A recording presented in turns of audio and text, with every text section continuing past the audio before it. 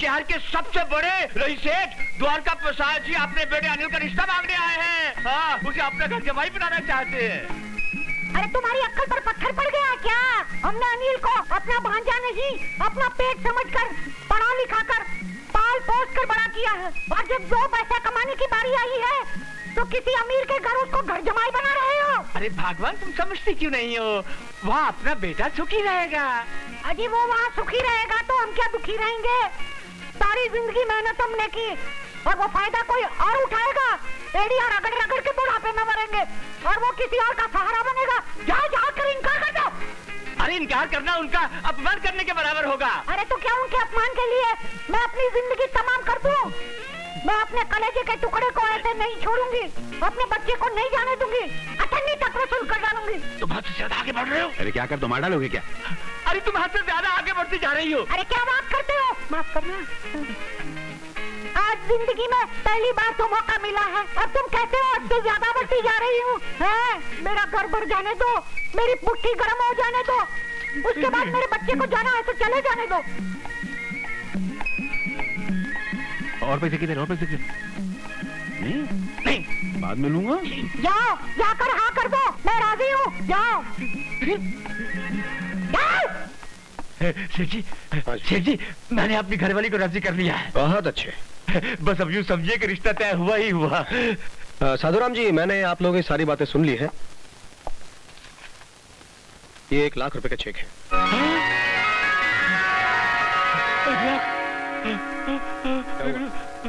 क्या हुआ? क्या हुआ साधुराम जी, क्या हुआ?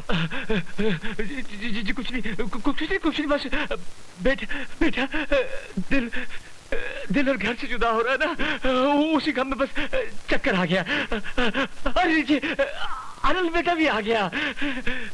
नमस्ते। अरे नमस्ते से काम नहीं चलेगा बेटा, सेठ जी के पांव छूकर इनका आशीर्वाद लो। ये अपनी बेटी का रिश्ता तुम्हारे लिए लेकर आए हैं और हमने उसे मंजूर कर लिया है। चलो पांव छुओ। नहीं बेटे, जीते रहो, जीते रहो। साधुराम जी, मैं चलता हूँ। नमस्ते। हाँ बेटा, सेठ जी को बाहर छोड़ कर आओ। बेटा बैठो तुम, मैं चला जाऊंगा। ये सेठ द्वारका प्रसाद जी यहाँ क्यों आए थे? मैं बताता हूँ ना, वो अपनी बेटी मोना के लिए दामाद खरीदने आए थे। क्या? और इनको खरीद के चले गए। हाँ, ससुर जी ने 1 लाख रुपए में तुम्हें भेज दिया है। तुम उनके घर में घर जमाई बन के रहोगे मेरी तरह। मुबारक हो। घर जमाई? जय हो लक्ष्मी देवी, जय हो, जय हो।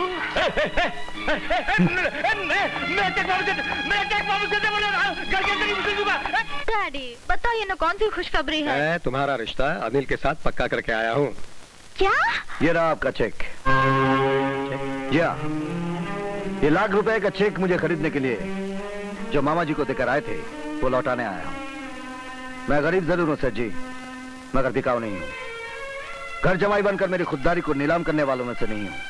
नहीं बेटे, तुम शायद मुझे गलत समझ। आप मुझे गलत समझ बैठे। आपने शायद ये सोच लिया कि मैं दौलत की वजह से मोना से शादी कर रहा हूँ, लेकिन बेटे। डैडी, अनिल बिल्कुल ठीक कह रहे हैं। अपना चेक वापस ले लीजिए। अगर इन्हें यहाँ रहना मंजूर नहीं है तो मुझे ब्याह कर इनके साथ विदा कर दीजिए। ये मुझे जहाँ भी ले जाएंगे, जैसे भी रखेंगे, मैं उसी को अपना स्वर्ग समझूंगी। नहीं मोना, ये भी नामुमकिन है। ऐशो आराम में पली हुई एक रईस इंसान की बेटी को अपने घर ले जाकर दुख और तकलीफ के कांटों में नहीं घसीटूंगा।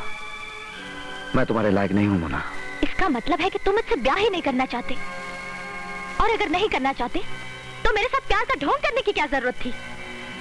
शायद ये मेरी नादानी थी, क्योंकि असलियत के आईने में मैंने अपनी औकात की शक्ल नहीं देखी थी।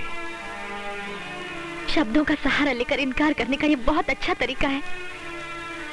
अनिल, अगर मेरी शादी जिंदगी में होनी है तो सिर्फ तुमसे होगी, वरना ये मांग जिंदगी भर सुनी रहेगी, क्योंकि किसी दूसरे का हाथ इस मांग को कभी नहीं छू सकता, कभी नहीं। बोला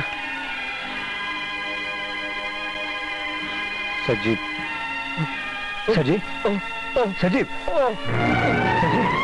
सजीव, बोली, मैं इसमें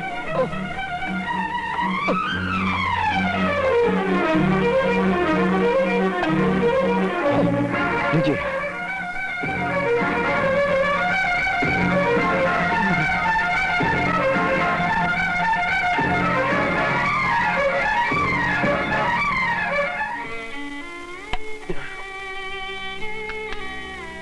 क्या हुआ सर जी?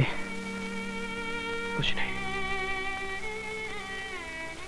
इससे पहले 2 बार दिल के दौरे पड़ चुके हैं। सर जी, अगर मेरे कारण आपको तकलीफ पहुंची है तो क्षमा मांगता हूं। नहीं बेटे, इसमें तुम्हारा कोई कसूर नहीं। अगर कसूर है तो मेरी किस्मत का है कि भगवान ने मुझे बेटा नहीं दिया। बेटे, मैं दिखने में ऐसा हूं लेकिन अंदर से मैं बिल्कुल खोखला हो चुका हूं।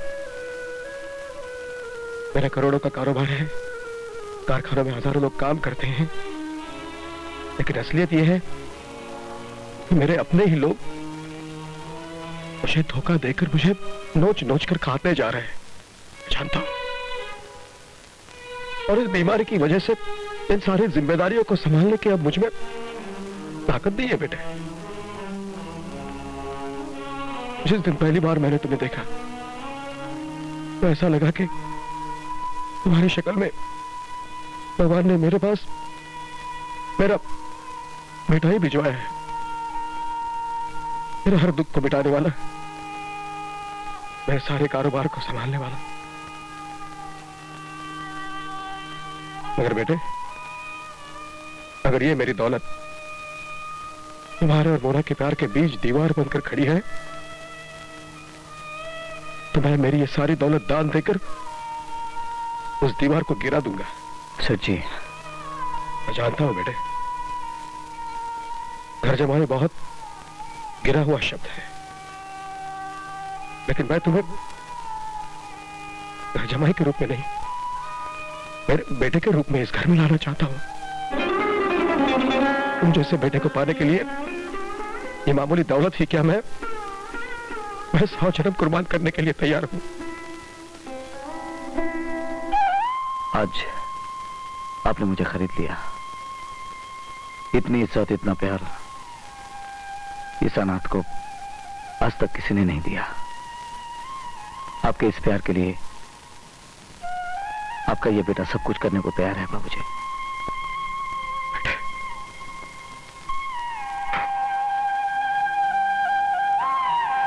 जीते रहो बेटे, जीते रहो। आज मेरे घर पे मंडराते हुए जो दुख और चिंता के बादल थे वो बिखर गए। ये चेक लेकर जाओ। लेकिन ये सिर्फ मेरी इच्छा ही नहीं, मेरी आज्ञा है। मरवा दिया इसका भांजे ने, मुझे मरवा दिया साले। मामा जी दरवाजा खोलिए। नहीं खोलूंगा। मेरी बात तो सुनिए। पहले ये बता कि चेक लाया कि नहीं लाया। चेक ही लेकर आया हूं।